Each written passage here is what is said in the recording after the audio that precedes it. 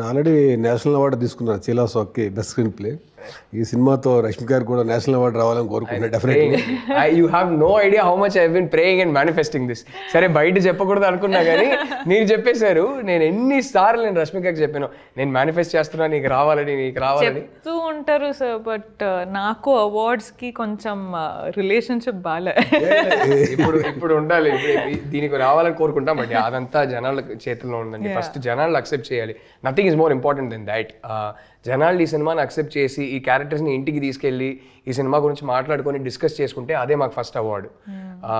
I side, నేను రష్మికకి అదే అన్నా. రష్మిక సైడ్, నేను ఈ సినిమా ఆ ఏజ్లో ఉన్న అమ్మాయిల కోసం నేను వాళ్ళకి ఇచ్చే హగ్ ఇది, దానికోసం ఈ సినిమా చేస్తున్నాను అన్నారు.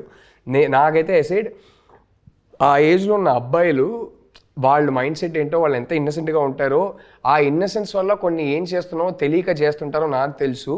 వాళ్ళు జస్ట్ ఈ సినిమా చూసి ఆలోచించుకుంటే నాకు చాలు, వాళ్ళ కోసం నేను ఈ సినిమా తీస్తున్నాను అన్నాను. మాకు బిగ్గెస్ట్ అవార్డ్ అది. బట్ ఇదంతా దాటి రష్మికకి సరే మళ్ళీ చెప్పడానికి ఒకలా ఉంది కానీ నేషనల్ అవార్డు రావాలని నేను కోరుకుంటున్నాను. Manifesting because she's genuinely that good in the film. She's that good in the film.